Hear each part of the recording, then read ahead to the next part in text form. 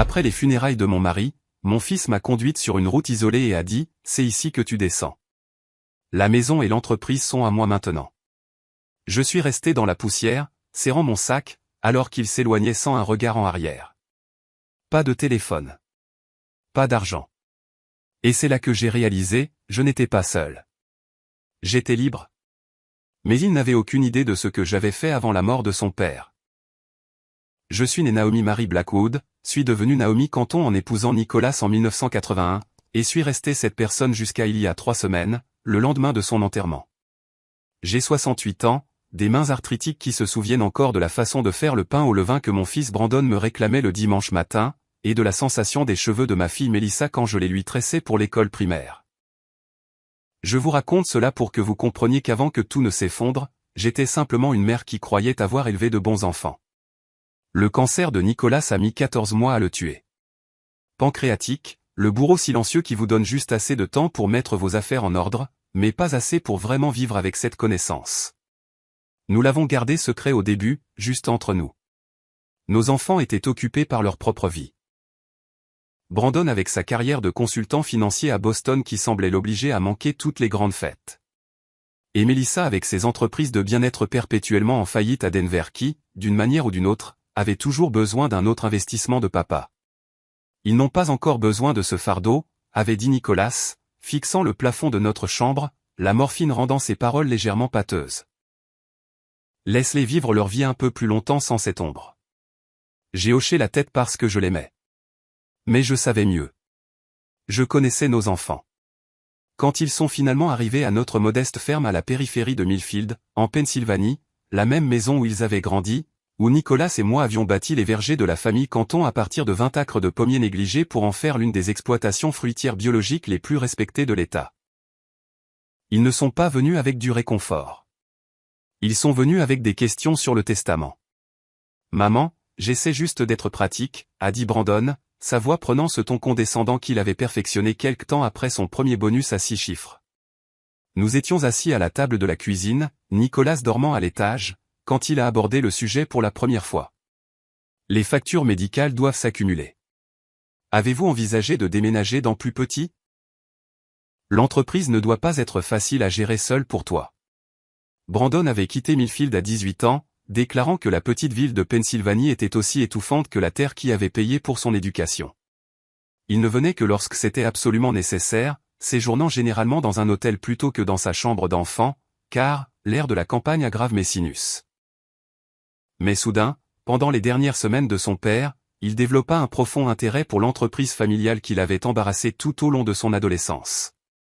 Mélissa est arrivée 3 jours plus tard, apportant avec elle 6 valises et l'odeur de l'échec coûteux. 5 entreprises de bien-être en 8 ans. Chacune lancée avec l'argent de son père. Chacune abandonnée desquelles exigeait un vrai travail. Mais elle a serré Nicolas dans ses bras avec de vraies larmes et a dormi à côté de son lit la nuit avant son décès, c'est pourquoi j'ai encore du mal avec ce qui a suivi. Les funérailles furent modestes, exactement comme Nicolas l'aurait voulu. Il a été enterré sur une colline surplombant les vergers où les fleurs de printemps commençaient à peine à apparaître. Je me tenais entre mes enfants alors qu'on le descendait en terre, les bras de Brandon raides autour de mes épaules. Mélissa pleurait ouvertement dans un mouchoir monogrammé que je n'avais jamais vu auparavant. « Il est en paix maintenant », a dit le pasteur. Et je me suis demandé si c'était vrai ou juste quelque chose que les gens disent quand quelqu'un meurt après une longue souffrance. Nicolas et moi n'étions pas religieux, mais nous avions maintenu la convention sociale d'une présence occasionnelle à l'église, assez pour que le pasteur William sache se concentrer sur l'amour de Nicolas pour la terre plutôt que sur une quelconque récompense céleste. Ce dont je me souviens le plus de ce jour, c'est le silence qui a suivi. La maison en résonnait alors que les gens déposaient des plats cuisinés et parlaient à voix basse de la gentillesse de Nicolas, de son intégrité, de la façon dont il avait aidé M. Peterson à sauver sa ferme laitière pendant la récession ou employé les garçons Wilson quand ils avaient besoin de travail d'été. Personne n'a mentionné comment il avait bâti notre entreprise à partir de rien tout en élevant 2 enfants qui semblaient n'avoir hérité d'aucune de ses valeurs. J'ai préparé les chambres d'amis, ai-je dit à Brandon et Mélissa ce soir-là, alors que les derniers visiteurs partaient. Je pensais que nous pourrions passer demain à trier certaines des affaires de votre père ensemble. À ce sujet, maman, a dit Brandon, posant son verre de whisky avec une précision qui me rappelait son père. Mélissa et moi avons discuté, et nous pensons qu'il est préférable de régler les choses rapidement. Nous devons tous les deux repartir. Régler les choses? La succession, a précisé Mélissa, faisant défiler son téléphone. La maison, l'entreprise. Brandon et moi devons déterminer les prochaines étapes. J'attendais du chagrin de la part de mes enfants, peut-être quelques souvenirs de leur père. Ce que j'ai eu à la place, c'est une réunion de conseil d'administration. Brandon a ouvert son ordinateur portable sur la table de la salle à manger où nous avions célébré leurs anniversaires, leur remise de diplôme, leur départ. Papa m'en a parlé l'année dernière, a-t-il dit, sans croiser mon regard. Il s'inquiétait que tu gères seul. L'entreprise a besoin de modernisation, d'investissement. La maison est trop grande pour quelqu'un de ton âge. Mon âge, ai-je répété, les mots ayant un goût amer. J'ai géré ce verger aux côtés de votre père pendant 40 ans. Et tu as fait un travail merveilleux, a dit Mélissa de la même voix qu'elle utilisait pour vendre des vitamines hors de prix à des femmes désespérées. Mais il est temps de penser à ton avenir, maman. Une communauté de retraités te donnerait des amis. Des activités. J'ai des amis. J'ai des activités. Ma voix semblait distante, même à mes propres oreilles.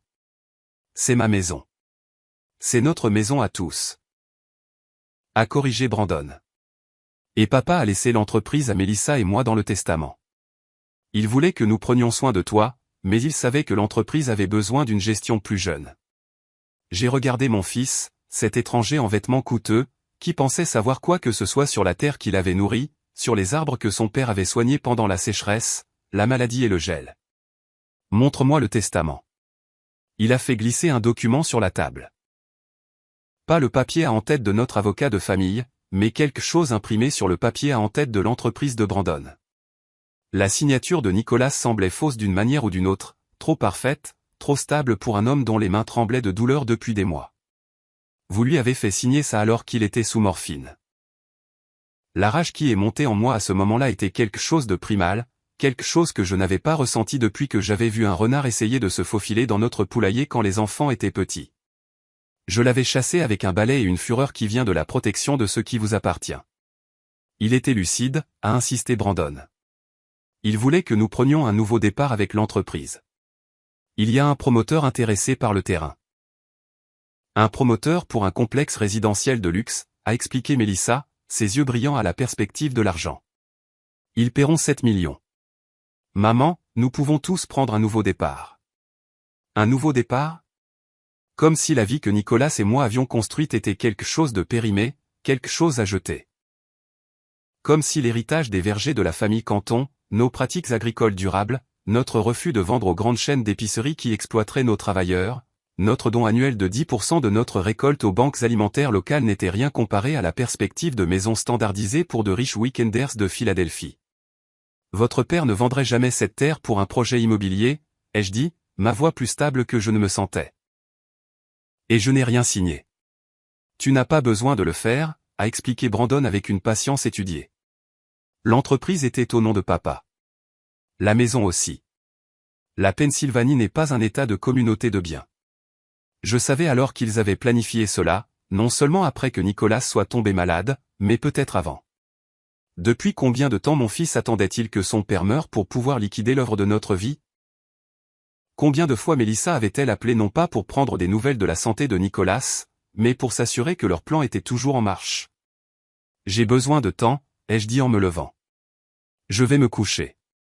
Nous en discuterons demain. Mais il n'y aurait pas de discussion. Pendant que je restais éveillé dans le lit que j'avais partagé avec Nicolas, fixant le plafond et écoutant les craquements familiers de notre vieille ferme, mes enfants faisaient leurs derniers préparatifs.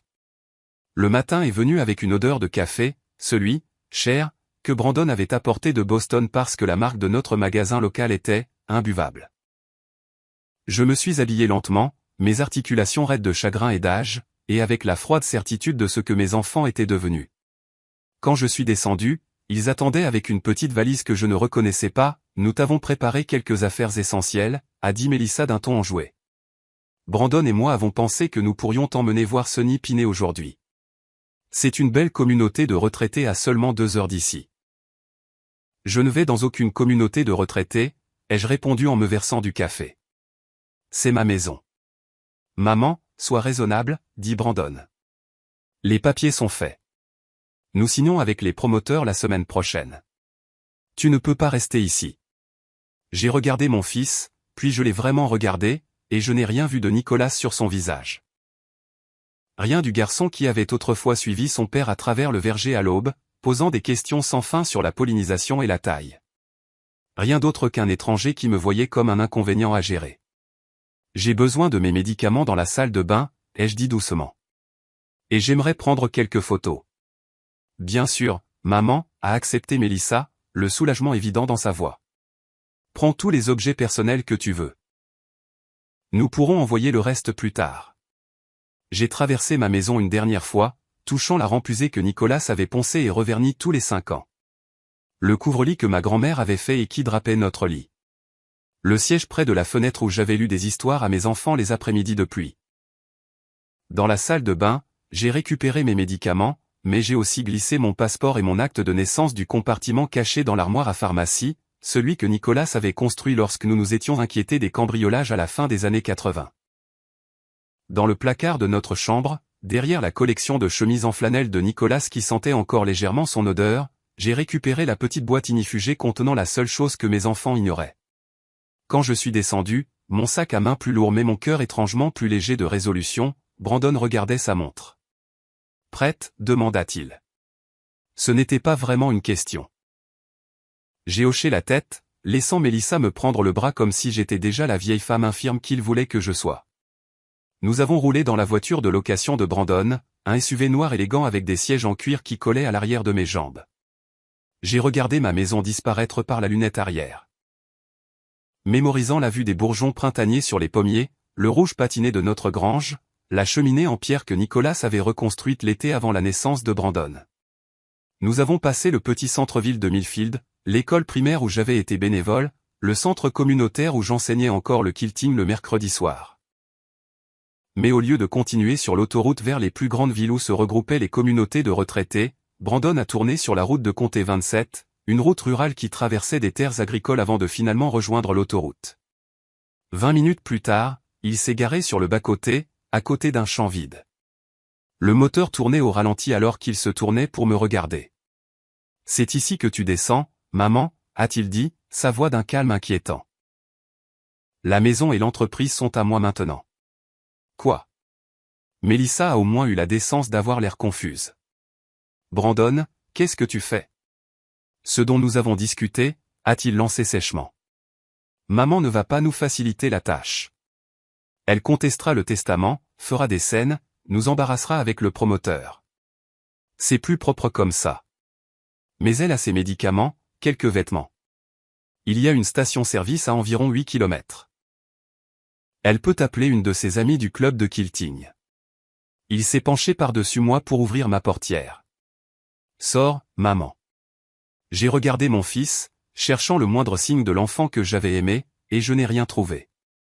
Puis je me suis tourné vers ma fille, dont les yeux écarquillés allaient de l'un à l'autre, sa bouche s'ouvrant et se fermant comme un poisson. « Mélissa ?» ai-je demandé, mais je savais déjà. Elle le suivrait. Elle l'avait toujours fait. « Je suis désolé, maman » a-t-elle chuchoté. « C'est juste que, nous avons besoin de cet argent. J'ai des dettes. » J'ai hoché la tête une fois, j'ai pris mon sac à main et la petite valise qu'ils avaient préparée, et je suis descendu sur le bas-côté en gravier. L'air du printemps était frais, parfumé de terre fraîche et de la promesse de pluie pour plus tard. Je suis resté là, serrant mon sac, alors que Brandon s'éloignait sans un regard en arrière, le visage pâle de Mélissa visible par la lunette arrière jusqu'à ce qu'il passe une colline et disparaisse. Pas de téléphone, pas d'argent, du moins c'est ce qu'il pensait. Juste mon nom et ce qu'il ne savait pas que je possédais encore. Et c'est là que j'ai réalisé que je n'étais pas seul. J'étais libre. Libre de prétendre que ces gens méritaient mon amour simplement parce que je leur avais donné la vie. Libre du poids de l'obligation maternelle envers des enfants qui ne me voyaient que comme un obstacle. J'ai commencé à marcher, non pas vers la station-service que Brandon avait mentionnée, mais vers un avenir qu'il ne pouvait pas imaginer. Dans mon sac à main se trouvait mon passeport, mes médicaments et un acte de propriété. L'acte de propriété original de 20 acres de terrain à mon nom de jeune fille, acheté avant mon mariage avec Nicolas, avant que les vergers de la famille Canton ne s'étendent. Les 20 acres les plus rentables, en l'occurrence, qui comprenaient les droits d'eau dont tout promoteur aurait besoin. Mes enfants pensaient m'avoir laissé sans rien. Ils étaient sur le point d'apprendre à quel point ils avaient tort. La marche jusqu'à la ville a pris près de 2 heures. Mes chaussures, des ballerines confortables que j'avais portées pour les funérailles de mon mari, n'étaient pas faites pour les routes de campagne. Au moment où j'ai atteint le Miller's Gas & Grocery à l'entrée de Millfield, j'avais des ampoules aux pieds et le soleil de l'après-midi m'avait brûlé le cou. Je m'en fichais. La douleur a le don de clarifier les choses, et à chaque pas, mon objectif s'était cristallisé. Je ne suis pas entré tout de suite. Je me suis assise sur le banc extérieur, regardant les pics UPS et les berlines aller et venir. Des gens normaux menant des vies normales, qui n'avaient aucune idée que Naomi Canton, qui avait jugé leur tarte aux pommes à la foire du comté pendant 20 ans, venait d'être abandonnée comme une bête écrasée par ses propres enfants. Madame Canton? J'ai levé les yeux pour voir Ray Miller lui-même, propriétaire de 3e génération du magasin, s'essuyant les mains sur son tablier. Ça va? Vous avez l'air un peu palote. Je me repose juste, Ray. La journée a été longue. Il a hoché la tête, jetant un coup d'œil à ma valise. Vraiment désolé pour Nicolas. C'était un homme bon. Oui, il l'était. J'ai redressé ma colonne vertébrale. Ray, pourrais-je utiliser votre téléphone? Il semble que j'ai oublié le mien. Bien sûr. Il m'a conduite à l'intérieur, passant devant les réfrigérateurs à bière et les rayons de snacks jusqu'au petit bureau derrière le comptoir. Prenez votre temps. Je n'ai appelé aucune de mes amies du club de quilting comme Brandon l'avait suggéré. J'ai appelé Vincent Hargrove, notre avocat de famille depuis 30 ans. Naomi, j'ai essayé de vous joindre hier. J'ai été surpris de ne pas vous voir à la lecture. Ma main s'est crispée sur le combiné. Quelle lecture? Vincent est resté silencieux un instant. La lecture du testament. Votre fils a présenté un document, mais j'avais des inquiétudes. J'ai essayé de vous contacter. J'ai été indisposé, ai-je dit, ma voix stable malgré la rage qui montait en moi. Vincent, j'ai besoin de votre aide et de votre discrétion. Vous avez les deux. Mon bureau. Dans 1 heure. J'y serai. J'ai acheté un téléphone prépayé bon marché avec de l'argent liquide que je gardais caché dans un compartiment de mon sac à main. De l'argent d'urgence que Nicolas avait insisté pour que nous ayons tous les deux après être tombés en panne avec un pneu crevé des années auparavant. J'ai aussi acheté une bouteille d'eau et un sandwich pour lequel je n'avais aucun appétit. Ray a refusé de prendre mon argent. C'est pour la maison, Naomi.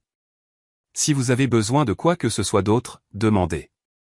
Sa gentillesse a failli me briser. Presque.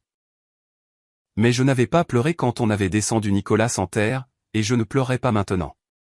Le cabinet d'avocat de Vincent occupait le 2e étage d'une maison victorienne sur la rue principale. Quand sa secrétaire m'a vu, ses yeux se sont écarquillés. Madame Canton, Monsieur Hargrove vous attend.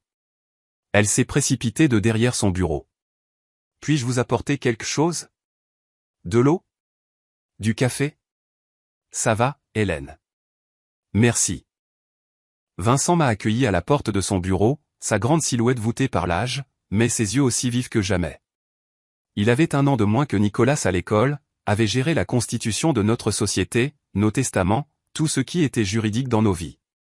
Naomi, il m'a guidé vers un fauteuil en cuir, puis s'est assis non pas derrière son bureau, mais dans le fauteuil à côté de moi.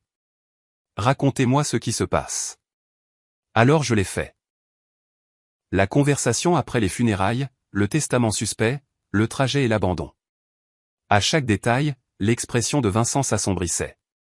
Le testament qu'ils vous ont montré, a-t-il dit quand j'ai fini, n'était pas le testament que Nicolas et moi avons préparé l'année dernière. Leur document est un faux. Je m'en doutais. J'ai ouvert mon sac à main et j'ai sorti la boîte ignifugée. J'en ai retiré l'acte de propriété des 20 acres originaux. Ils ne sont pas au courant de ça. Vincent a examiné l'acte, hochant lentement la tête. Intelligent. Très intelligent. Vous avez toujours eu une longueur d'avance. Nicolas avait suggéré de mettre cette partie à mon nom de jeune fille lorsque nous nous sommes agrandis pour la première fois. Une assurance, disait-il, au cas où l'entreprise ferait faillite. Et maintenant, c'est une assurance d'un autre genre. Vincent a posé l'acte avec précaution sur son bureau. Que voulez-vous faire, Naomi? J'ai croisé son regard. Je veux récupérer ma maison. Je veux l'entreprise que mon mari a bâtie, et je veux que mes enfants comprennent exactement ce qu'ils ont fait. Vincent n'a pas bronché devant la froideur de ma voix. Au lieu de cela, il a hoché la tête. Commençons par vous trouver un endroit où rester ce soir. Le B&B de ma sœur a une chambre de libre. Demain, nous commencerons le travail juridique. Non. J'ai secoué la tête. Je dois agir plus vite que ça. Le promoteur signe la semaine prochaine. La compréhension est apparue dans les yeux de Vincent. Vous ne prévoyez pas de passer uniquement par les tribunaux. Les tribunaux sont pour les gens qui ont le temps. Vincent, j'ai une meilleure idée. Ce soir-là, dans le confort fleuri du bed and breakfast Rose Hill, j'ai passé mon premier appel. Pas à mes enfants. Ils pouvaient se demander où j'étais, si j'avais atteint la ville ou si je m'étais effondré sur le bord de la route. Mon appel était pour Harold Winters, le directeur régional de la Pennsylvania Trust Bank, où les vergers de la famille Canton faisaient affaire depuis des décennies. Madame Canton, je suis tellement désolé pour votre mari. Merci, Harold. Je vous appelle car j'ai découvert des transactions préoccupantes et j'ai besoin de votre aide pour protéger ce qu'il reste de notre entreprise. Mon deuxième appel fut pour Martin Adams, l'agent de vulgarisation agricole qui avait travaillé avec nous pendant 15 ans. Naomi, j'étais aux funérailles mais je n'ai pas pu vous parler. Je sais Martin, ça a été chaotique. Écoutez, j'ai besoin d'informations sur un projet de développement potentiel sur des terres agricoles dans le comté. Mon troisième appel fut pour Sophia Delaney, rédactrice en chef de la Gazette de Millfield et cousine au second degré de Nicolas. Ellie, comment tiens-tu le coup? Je me suis inquiété. Je gère, Sophia, mais je pense qu'il y a une histoire qui pourrait t'intéresser, à propos de promoteurs, de terres agricoles protégées et de fraude à l'héritage. À minuit, j'avais passé cet appel, chacun étant un fil de la toile que je tissais. Dehors, les rues tranquilles de Millfield dormaient paisiblement, ignorant que Naomi Canton, toujours la pacificatrice, toujours la nourricière, planifiait une guerre. Le matin, j'ai retrouvé Vincent à son bureau avec un bloc-notes rempli de notes. Je veux que vous geliez les comptes de l'entreprise, lui ai-je dit. Et je veux que vous déposiez une injonction d'urgence sur toute vente de la propriété basée sur le testament frauduleux. Vincent a examiné mes notes, ses sourcils se haussant. C'est complet. J'ai passé 40 ans avec Nicolas. Je connais chaque contrat, chaque client, chaque détail de cette entreprise. Je me suis penché en avant. Et je vais tout utiliser. Vos enfants ne prendront pas ça tranquillement. J'y compte bien. À midi, les pièces étaient en mouvement. Vincent avait déposé l'injonction d'urgence. Harold avait gelé les comptes de l'entreprise en attendant une enquête sur une activité suspecte. Martin avait contacté le Conseil de l'environnement au sujet de zones humides protégées sur le site de développement proposé. Des zones humides qui se trouvaient, par hasard, sur mes 20 acres. Je me suis assise dans le bureau de Vincent, regardant l'horloge approcher de 13 heures, moment où mes enfants découvriraient que leur plan soigneusement construit avait rencontré son premier obstacle. Mon téléphone a sonné, le nouveau prépayé, dont il n'aurait pas dû connaître le numéro. Mais Vincent s'était assuré qu'il l'obtienne. Je l'ai laissé sonner 4 fois avant de répondre, la voix calme. C'est Naomi. Maman. La voix de Brandon crépitait de fureur à peine contenue. Qu'est-ce que tu as fait? J'ai souri, bien qu'il ne puisse pas le voir. Je ne fais que commencer. Maman, sois raisonnable. La voix de Brandon s'est durcie au téléphone. Tu ne peux pas simplement geler des comptes et déposer des injonctions. As-tu la moindre idée de ce que tu fais à notre accord? Votre accord, ai-je corrigé? Pas le mien, pas celui de votre père. Où es-tu? A coupé Mélissa, sa voix stridente. Brandon m'avait clairement mise sur haut-parleur. Nous étions morts d'inquiétude. Le mensonge flottait entre nous comme un nuage empoisonné. Ils n'avaient pas appelé la police. N'avaient contacté aucun ami. Ils avaient été trop occupés à finaliser leur trahison. Inquiet que j'ai survécu, ai-je demandé, ma voix parfaitement égale. Inquiet que je n'ai pas disparu comme par hasard? Ce n'est pas juste, a gémi Mélissa. Brandon a fait une erreur. Tais-toi, Mélissa, a hurlé Brandon. Je souriais au téléphone, les voyant déjà se fracturer. Écoutez attentivement. Je vous donne une chance de vous en sortir avec quelque chose. Retirez votre testament frauduleux. Signez pour me rendre l'entreprise et la maison. En retour, je vous donnerai à chacun un paiement unique de 50 000 $. Après ça, c'est fini entre nous. Brandon Harry, un son laid. Tu délires. Tu n'as rien. Le testament est légal. Le testament est un faux. Est intervenu Vincent, se penchant vers le haut-parleur de son bureau. En tant qu'avocat ayant rédigé le véritable testament de Nicolas Canton, je peux en témoigner. Un silence s'est étiré sur la ligne. Vous avez 24 heures, ai-je dit. Après cela, l'offre expire et je lance des poursuites pour fraude. J'ai raccroché avant qu'il ne puisse répondre. Vincent s'est adossé à son fauteuil. Vous réalisez qu'ils refuseront probablement. J'y compte bien. Je me suis levé, prenant mon sac.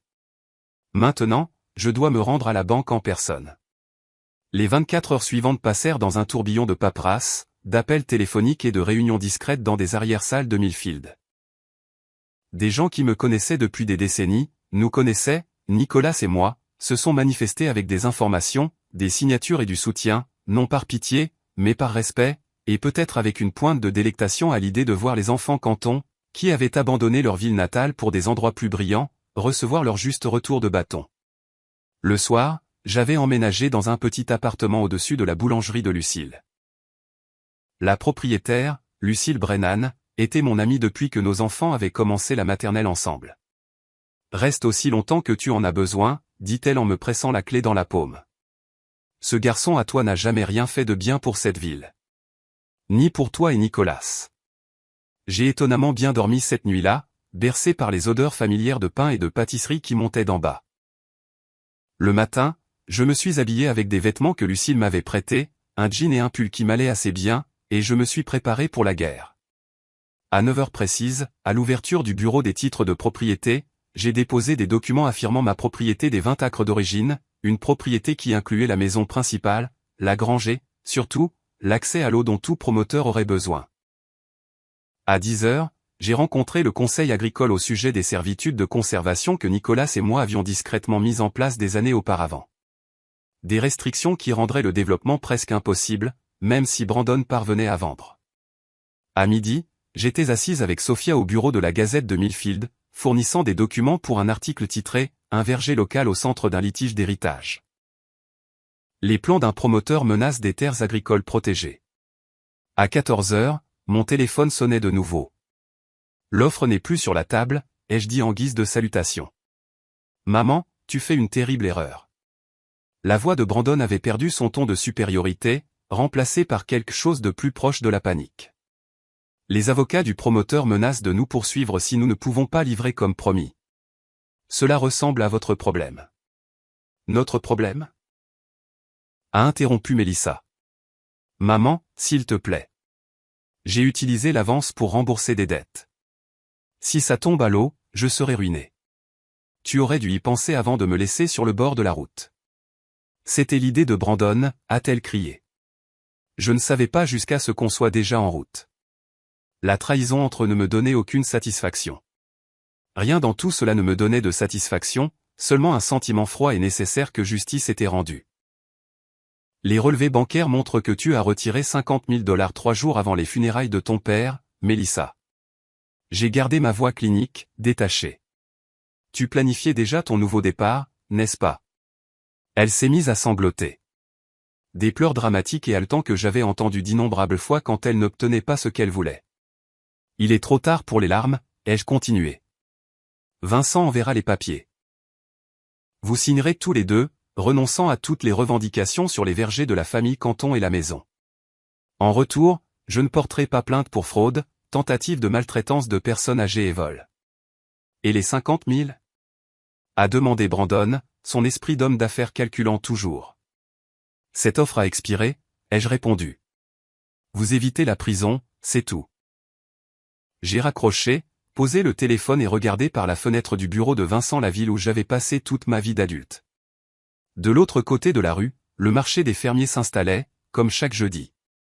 Les gens vaquaient à leurs occupations, saluaient leurs voisins, examinaient les produits, menaient des vies normales où les enfants n'abandonnaient pas leur mère sur le bord de la route. Ils vont se battre, a dit Vincent, posant une tasse de thé à côté de moi. Qu'ils le fassent. Je n'ai pas touché le thé. J'ai un dernier appel à passer. J'ai composé un numéro que j'avais mémorisé des décennies auparavant, mais rarement utilisé. Robert, c'est Naomi Canton. Je pense qu'il est temps que je te demande de me rendre cette faveur. Robert Wilson avait été le colocataire de Nicolas à Penn State avant qu'aucun d'eux ne me rencontre. Ils étaient restés amis même après que Robert ait déménagé à Philadelphie pour créer ce qui allait devenir l'un des plus grands cabinets d'avocats en droit immobilier de l'État. Il y a 30 ans, Nicolas avait prêté de l'argent à Robert lorsque son premier cabinet s'était effondré. De l'argent qui avait aidé à reconstruire une pratique maintenant connue pour détruire les promoteurs prédateurs. Naomi, sa voix était chaleureuse de reconnaissance. J'avais l'intention d'appeler depuis que j'ai appris pour Nicolas. Je suis vraiment désolé.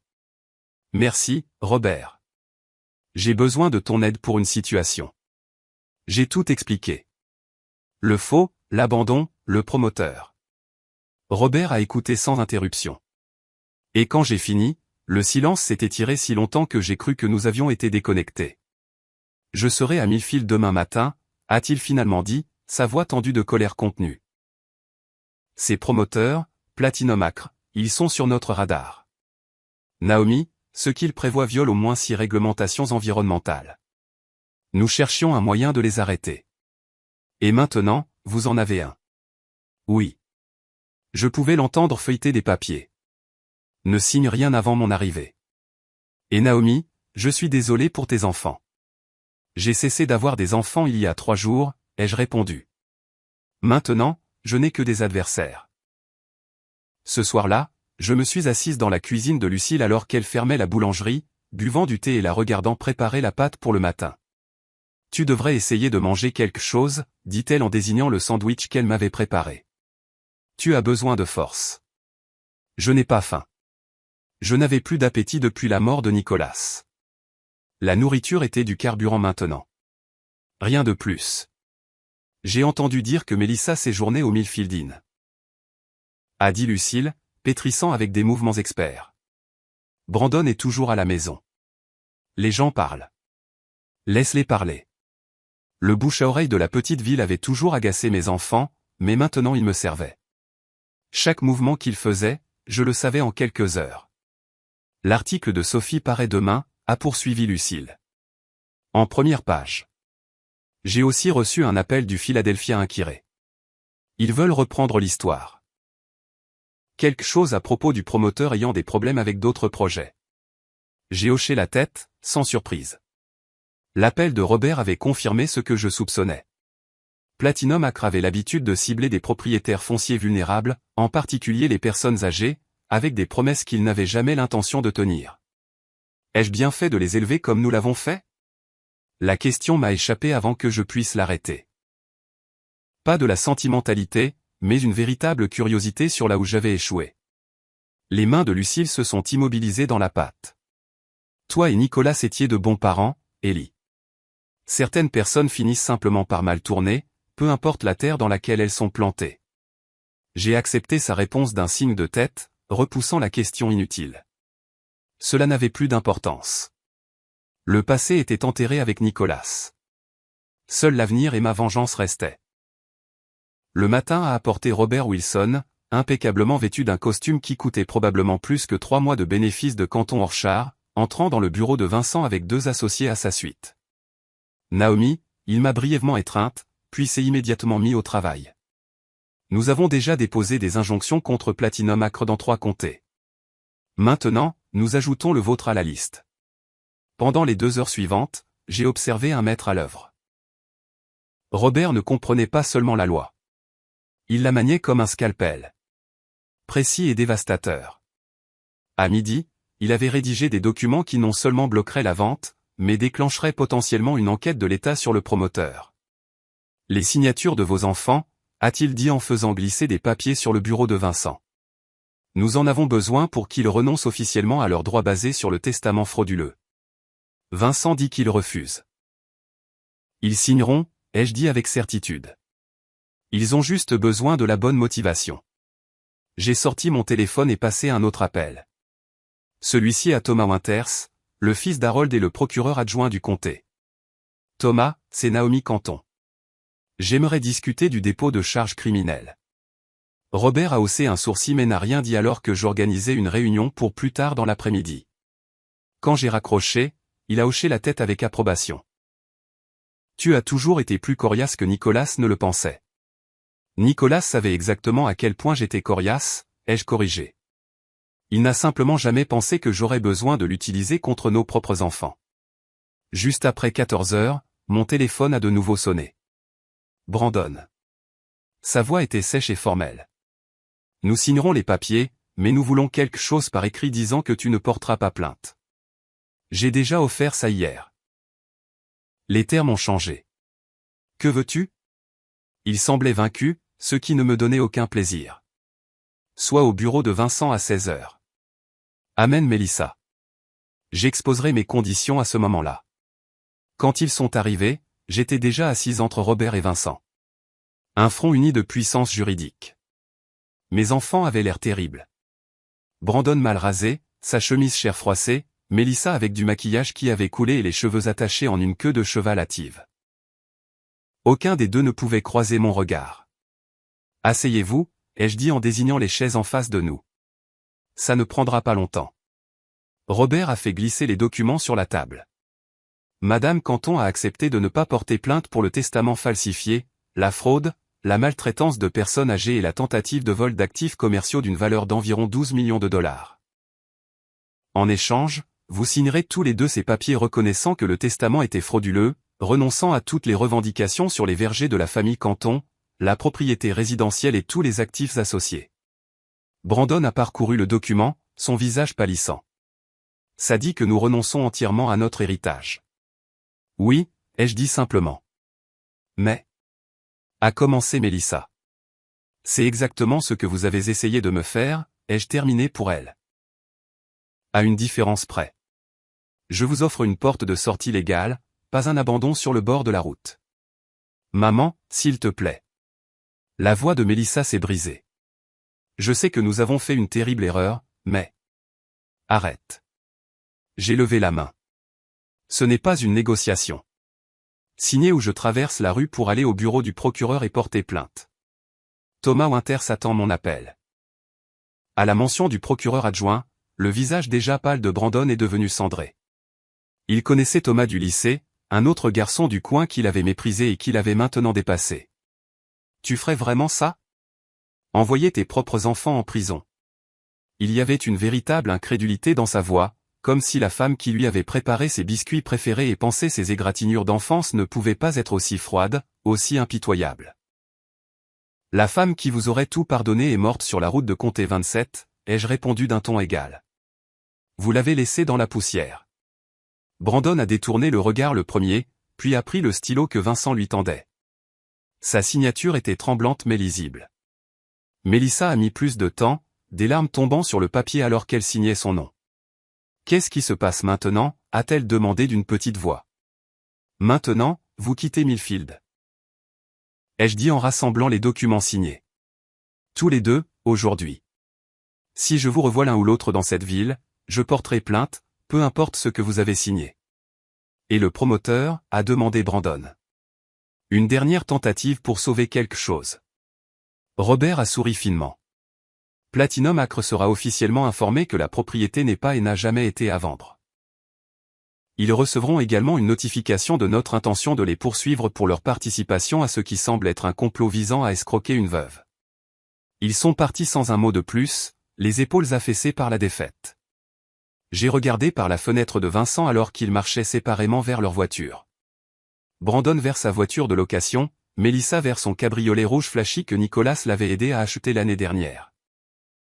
Aucun des deux n'a regardé en arrière vers le bureau. Aucun des deux ne s'est regardé. C'est fait, a dit Vincent doucement, plaçant les documents dans son coffre-fort. Mais ce n'était pas fini. Pas encore. La bataille juridique était gagnée, mais la guerre, ma guerre, avait un dernier acte. J'ai besoin qu'on me conduise, ai-je dit à Robert. Où ça?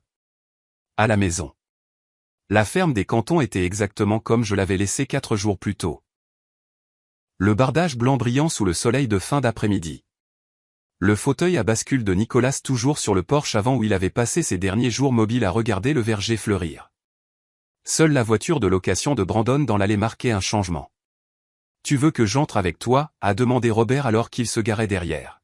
« Non, cette partie, je la fais seule. » À l'intérieur, la maison était d'un calme inquiétant. J'ai traversé le rez-de-chaussée, notant de petites perturbations. L'ordinateur portable de Brandon sur la table de la salle à manger. Un verre de whisky à moitié vide à côté. Des chaussures boueuses près de la porte qu'il n'aurait jamais laissées là quand il vivait ici. « Brandon » ai-je appelé, ma voix résonnant dans les pièces qui avaient été témoins de 40 ans de ma vie. Aucune réponse. J'ai monté les escaliers, ma main traînant sur la rampe que Nicolas avait sculptée à la main notre première année dans la maison. En haut, j'ai remarqué la porte de notre chambre, entr'ouverte, la lumière se déversant dans le couloir. Je l'ai poussée. Brandon se tenait près de la fenêtre, regardant le verger, le dos tourné. La pièce avait été saccagée, les tiroirs de la commode sortis, les portes du placard ouvertes. Les affaires de Nicolas s'éparpillaient sur le lit que nous avions partagé pendant 4 décennies. « Tu cherches quelque chose ?» ai-je demandé froidement. Il n'a pas sursauté. Ne s'est pas retourné. Je sais qu'il doit y avoir plus. Papa ne t'aurait pas tout laissé. Ton père me faisait confiance. Quelque chose que tu n'as clairement jamais appris à faire. Maintenant, il s'est retourné. Son visage était tordu par un mélange de rage et de désespoir. Tu as tout détruit. L'accord est tombé à l'eau. Les créanciers de Mélissa appellent. Mon cabinet enquête sur la raison pour laquelle j'ai pris autant de temps libre sans explication. Les actions ont des conséquences, ai-je répondu simplement. C'est ça que c'est ? Une leçon ? Il a ri amèrement. Toujours la prof, même maintenant. Pas une leçon, ai-je corrigé. La justice. Je me suis dirigé vers la bibliothèque et j'ai sorti un vieil exemplaire relié en cuir de Walden de Taureau, le livre préféré de Nicolas, celui qu'il me lisait à voix haute pendant les longues soirées d'hiver quand les enfants dormaient. Entre ces pages, j'ai retiré une enveloppe scellée. Ton père a écrit ça pour toi la semaine avant de mourir. J'allais te la donner après les funérailles. Avant de comprendre ce que tu étais vraiment. Brandon a tendu la main pour la prendre, mais je l'ai retenue. As-tu même pleuré sa mort ? Ou étais-tu trop occupé à planifier comment profiter de son décès ? Quelque chose a traversé son visage.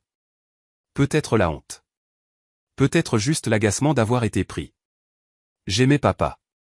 Tu aimais ce qu'il fournissait, ai-je corrigé. La sécurité, le statut, le filet de sécurité pour tes entreprises plus risquées. C'était quoi cette fois, Brandon ? Un autre mauvais investissement ? Des dettes de jeu ? Son silence était une réponse suffisante. Ton père a bâti quelque chose qui aurait pu subvenir aux besoins de générations si tu avais eu la patience de le cultiver. J'ai posé l'enveloppe sur la commode. Au lieu de ça, tu as essayé de le vendre pour de l'argent rapide.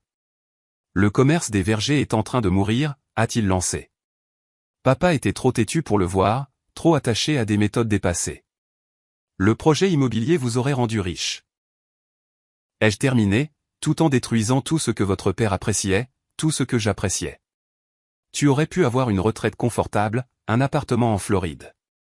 Pas de souci. Sauf le souci de vivre en sachant que j'avais permis que l'héritage de mon mari soit rasé pour des maisons de vacances.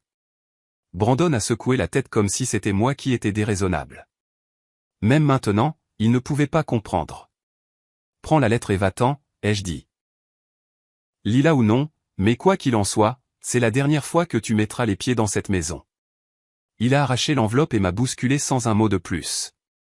J'ai écouté ses pas dans les escaliers, le claquement de la porte d'entrée, le moteur de sa voiture de location rugissant. Ce n'est que lorsque le son s'est estompé que je me suis permis de m'asseoir sur le bord du lit, entouré des débris de la dernière violation de Brandon. Je n'ai pas pleuré. Je n'avais pas pleuré depuis ce moment sur la route de Comté 27 où j'avais réalisé que mes enfants étaient devenus des étrangers. Au lieu de cela, j'ai commencé à remettre la pièce en ordre, pliant les chemises en flanelle de Nicolas qui sentait encore légèrement son odeur, rassemblant les photographies éparpillées, restaurant l'ordre dans le chaos que mon fils avait laissé derrière lui. À la tombée de la nuit, je suis allé à la cuisine et j'ai préparé une tasse de thé, l'emportant sur le porche avant, où je me suis installé dans le fauteuil à bascule de Nicolas. Au-dessus de moi, les étoiles commençaient à apparaître dans le ciel clair du printemps. En bas, le verger s'étendait dans l'obscurité. Les arbres que nous avions plantés ensemble, maintenant matures et forts. Mon téléphone a sonné. Vincent prenait de mes nouvelles. Je suis à la maison, lui ai-je dit. Brandon est parti. Et tu es bien là, seul? Je suis seul depuis la mort de Nicolas, ai-je répondu. La différence, c'est que maintenant, je le sais. 3 mois plus tard, j'étais assise dans le même fauteuil, regardant le soleil d'été se coucher sur un verger lourd de fruits mûrissants. La récolte serait bonne cette année, peut-être notre meilleure. Non pas que je m'en occuperais seul. La nouvelle gérante que j'avais embauchée, la fille de Martin Adams, Lisa, s'était déjà montrée plus que capable. Mon téléphone a sonné avec un texto de Lucille. Encore en première page. Je pensais que tu voudrais voir. L'image jointe montrait la section économique du Philadelphia Inquirer. Le PDG de Platinum a craint inculpé dans une affaire de fraude. Le sous-titre mentionnait les vergers de la famille Canton comme l'affaire qui avait déclenché l'enquête, révélant finalement un schéma d'exploitation des personnes âgées s'étendant sur 3 États. J'ai posé le téléphone, ne ressentant rien d'autre qu'une satisfaction tranquille. La justice, pas la vengeance, bien que peut-être les deux soient la même chose après tout. Un autre texto est arrivé. Celui-ci d'un numéro inconnu. Maman, s'il te plaît. Ça fait des mois. On peut parler? M. Je l'ai supprimé sans répondre, tout comme j'avais supprimé les 12 précédents. Mélissa avait commencé à me contacter après que le scandale ait éclaté. Après que ses créanciers aient pris sa voiture, son appartement, tout ce qu'elle possédait pour couvrir les dettes qu'elle avait accumulées, s'attendant à la manne de la vente du verger. Brandon ne m'a jamais contacté du tout, bien que Vincent ait entendu dire qu'on lui avait demandé de démissionner de son cabinet lorsque son lien avec l'enquête pour fraude a été révélé. Mes enfants apprenaient la plus dure des leçons. Que certains ponts, une fois brûlés, ne peuvent jamais être reconstruits. Que certaines trahisons coupent trop profondément pour le pardon. Alors que l'obscurité s'installait sur le verger, je me balançais doucement, écoutant les bruits de la nuit, le chant des grillons, un hibou lointain, le craquement du fauteuil contre les planches usées. Sur mes genoux reposait un cahier où j'avais commencé à esquisser des plans pour l'avenir des vergers de la famille Canton. Un restaurant de la ferme à la table dans l'ancienne grange, des programmes éducatifs pour les écoles locales, l'expansion de nos pratiques biologiques. Nicolas aurait adoré ces idées. Nous avions discuté de rêves similaires avant que sa maladie ne consume nos conversations avec des traitements et la gestion de la douleur. Je le fais, Nicolas, ai-je chuchoté à l'air de la nuit. Tout ce que nous avions prévu, tout ce qu'ils ont essayé de détruire. Demain, je rencontrerai l'avocat chargé de la création de la bourse agricole Nicolas Canton, un fonds pour les étudiants locaux poursuivant une agriculture durable, financé par les bénéfices que mes enfants avaient tenté de voler. La semaine prochaine, j'organiserai le premier dîner communautaire de la récolte, invitant les voisins et les amis qui s'étaient ralliés à moi quand j'en avais le plus besoin. Et dans les soirées tranquilles, je m'assiérai ici, dans le fauteuil de Nicolas, veillant sur le verger que nous avions bâti. L'héritage qui continuerait sans nos enfants. Fort et durable comme les arbres eux-mêmes. Pas seul, après tout, juste libre. Voilà mon histoire. Certains d'entre vous me jugeront peut-être dur, impitoyable. Certains pourraient appeler cruauté le fait de couper les ponts si complètement avec ma propre chair et mon propre sang. Mais souvenez-vous de ce que je vous ai dit au début. La trahison de ceux que vous avez portés dans votre cœur est une blessure qui vous transforme. Elle consume la sentimentalité et laisse quelque chose de plus dur, de plus clair à sa place. Mes enfants ont fait leur choix ce jour-là sur la route de Comté 27. J'ai fait le mien chaque jour qui a suivi. N'oubliez pas de vous abonner à la chaîne et de commenter d'où vous regardez.